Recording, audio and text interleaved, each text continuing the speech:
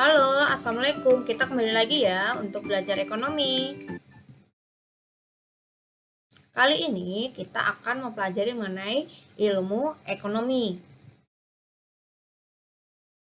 Apa ya ilmu ekonomi itu? Ilmu ekonomi secara etimologi berasal dari bahasa Yunani, berasal dari kata aikos dan nomos. Aikos berarti aturan, nomos berarti rumah tangga. Sehingga pengertian ekonomi secara etimologi adalah aturan-aturan rumah tangga. Sedangkan pengertian ekonomi menurut para ahli bisa disimpulkan bahwa ilmu ekonomi adalah ilmu yang memiliki beberapa unsur pokok yang terkandung di dalamnya, seperti sumber daya, cara mengolah sumber daya, dan kebutuhan. Dalam kehidupan sehari-hari, pasti memerlukan ilmu ekonomi, karena setiap individu, masyarakat, dan perusahaan pasti menghadapi masalah yang berhubungan dengan ekonomi. Masalah apa ya yang timbul? Masalah ekonomi, kelangkaan atau kekurangan itu sebagai akibat dari ketidakseimbangan antara kebutuhan masyarakat dengan jumlah produk yang tersedia. Nah, kondisi seperti ini disebabkan beberapa faktor. Penyebab kelangkaan diantaranya yang pertama, semakin bertambahnya penduduk tidak sebanding dengan jumlah sumber daya yang ada. Jadi, adanya pertambahan penduduk tidak diimbangi dengan pertambahan sumber daya yang ada sehingga menyebabkan kelangkaan. Faktor yang kedua, terbatasnya sumber daya yang ada sehingga akan menyebabkan kelangkaan. Yang ketiga, kurangnya kemampuan untuk memproduksi barang. Apabila kurang dalam memproduksi barang, pasti jumlah yang akan diproduksi itu juga akan sedikit sehingga akan menyebabkan kelangkaan. Faktor keempat adalah bencana alam. Bencana alam bisa menyebabkan kelangkaan karena apabila terjadi bencana alam, contohnya bencana alam banjir gitu ya. Pada perusahaan yang terdampak bencana alam banjir, pasti mesin-mesin pada perusahaan tersebut itu akan mengalami kerusakan. Dan apabila mesin-mesin dalam perusahaan tersebut mengalami kerusakan, pasti akan mengalami kekurangan dalam memproduksi barang karena mesin pada perusahaan tersebut mengalami kerusakan. Berikutnya, mengenai kebutuhan. Di mana telah kita ketahui di atas ya, bahwa kelangkaan itu terjadi karena ketidakseimbangan antara kebutuhan masyarakat dengan jumlah produk yang tersedia di suatu negara. Nah, kebutuhan itu apa ya? Tahukah kamu? Kebutuhan itu adalah segala sesuatu yang dibutuhkan oleh manusia untuk mempertahankan hidup. Seperti apa aja kebutuhan?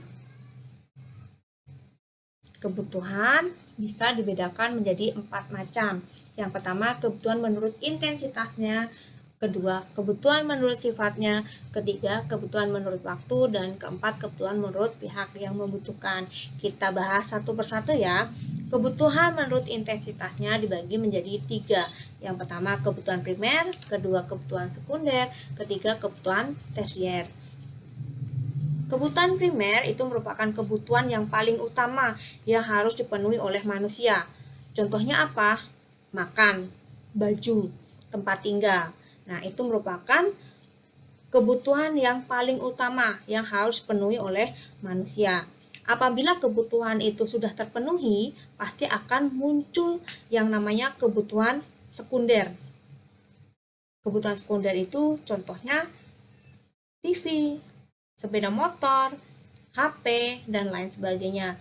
Apabila kebutuhan primer terpenuhi, kebutuhan sekunder terpenuhi, pasti akan muncul keinginan untuk memenuhi kebutuhan tersier, kebutuhan akan barang mewah, contohnya mobil, berlian, dan lain sebagainya.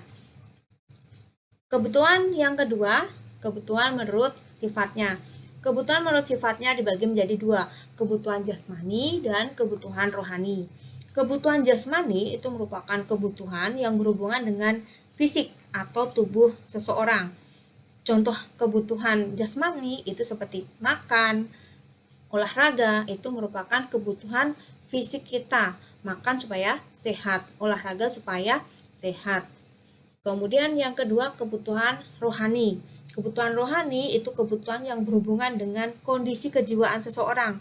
Contohnya, seseorang memerlukan rekreasi supaya tidak stres. Seseorang memerlukan kasih sayang orang tua. Itu contoh dari kebutuhan rohani. Berikutnya yang ketiga, kebutuhan menurut waktu. Kebutuhan menurut waktu dibagi menjadi dua, kebutuhan sekarang dan kebutuhan masa yang akan datang.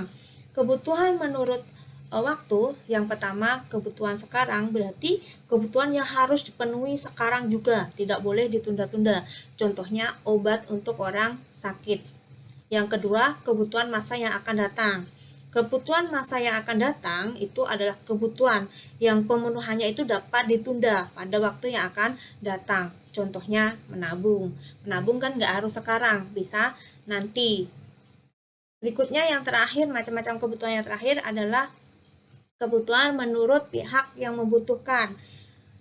Kebutuhan menurut pihak yang membutuhkan dibagi menjadi dua, kebutuhan individu dan kebutuhan bersama. Kebutuhan individu adalah kebutuhan yang dibutuhkan oleh orang perseorangan secara pribadi. Contohnya laptop, kacamata, sepatu, dan lain sebagainya. Contoh saja kacamata. Kacamata itu hanya dipakai oleh perorangan, tidak bisa dipakai secara bersamaan. Itu yang dimaksud dengan kebutuhan individu. Yang kedua, kebutuhan bersama. Kebutuhan bersama itu adalah kebutuhan akan barang dan jasa yang digunakan untuk memenuhi kebutuhan banyak orang. Contohnya sekolah, musola, jalan raya, jembatan, dan lain sebagainya. Berikutnya, barang dan jasa. Barang dan jasa itu merupakan alat yang digunakan untuk memenuhi kebutuhan. Nah, barang dan jasa sendiri dibedakan menjadi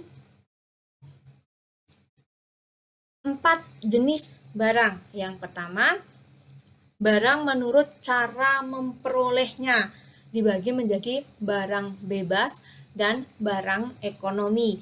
Barang bebas itu barang untuk memperolehnya itu tidak memerlukan pengorbanan. Contohnya, udara. Kita tidak memerlukan pengorbanan untuk menghirup udara. Tapi berbeda untuk orang yang sakit ya. Kalau orang yang sakit, udara itu termasuk barang ekonomi. Nah, terus untuk barang ekonomi itu barang yang untuk memperolehnya itu memerlukan pengorbanan atau usaha. Contohnya, sepeda motor. Kalau kita ingin mendapatkan sepeda motor, kita harus bekerja untuk mendapatkan uang dan bisa untuk membeli sepeda motor. Nah, itu penjelasan mengenai barang menurut cara memperolehnya. Yang kedua, barang menurut kegunaannya dibagi menjadi dua. Yang pertama, barang produksi, dan yang kedua, barang konsumsi. Yang pertama, barang produksi itu berarti barang yang digunakan untuk melakukan proses produksi. Yang kedua, barang konsumsi, berarti barang yang diperuntukkan untuk memenuhi kebutuhan. Terus berikutnya yang ketiga, barang menurut kegunaannya dibagi menjadi dua, barang substitusi dan barang komplementer. Barang substitusi itu barang yang dapat digunakan untuk menggantikan barang lain. Contohnya, apabila saya ingin minum kopi, tapi di rumah kopi habis, adanya teh, saya bisa minum teh. Itu berarti teh adalah barang pengganti kopi. Berikutnya, barang komplementer. Barang komplementer itu merupakan barang yang fungsinya melengkapi barang yang lain. Contohnya, kalau ingin memasak menggunakan kompor gas, tidak bisa kan hanya menggunakan kompor tanpa gas. Untuk menggunakan kompor gas, kita harus menggunakan kompornya dan gasnya, sehingga gas itu fungsinya melengkapi fungsi barang lain. Kemudian yang keempat, Barang menurut proses pembuatannya dibagi menjadi 3, barang mentah, barang setengah jadi, dan barang jadi. Yang pertama, barang mentah itu merupakan barang yang digunakan sebagai bahan baku suatu industri. Yang kedua, barang setengah jadi. Barang itu sudah melalui proses produksi tetapi masih memerlukan proses produksi yang lebih lanjut. Yang ketiga, barang jadi. Barang jadi itu adalah barang yang telah melalui proses produksi lengkap sehingga siap untuk dikonsumsi. Nah, itulah keempat jenis-jenis barang yang digunakan untuk memenuhi kebutuhan. Berikutnya, selain barang yang digunakan sebagai alat untuk memenuhi kebutuhan, ada lagi alat yang digunakan untuk memenuhi kebutuhan, yaitu jasa. Jasa adalah benda yang tidak berwujud tetapi dapat memenuhi kebutuhan. Contohnya, jasa salon dan jasa bengkel. Kalian ingin mempercantik diri, kalian bisa menggunakan jasa salon. Motor kalian rusak, kalian bisa menggunakan jasa bengkel untuk membenarkan motor kalian.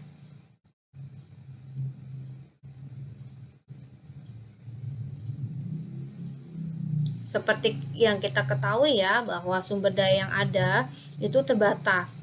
Sehingga untuk memenuhi kebutuhan kita, kita harus menentukan pilihan dan membuat skala prioritas.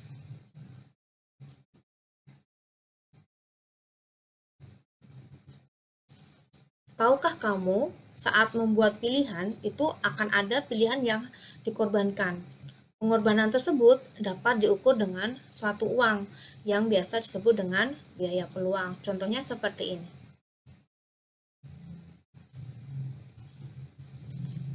Dalam setiap pilihan pasti ada yang harus dikorbankan.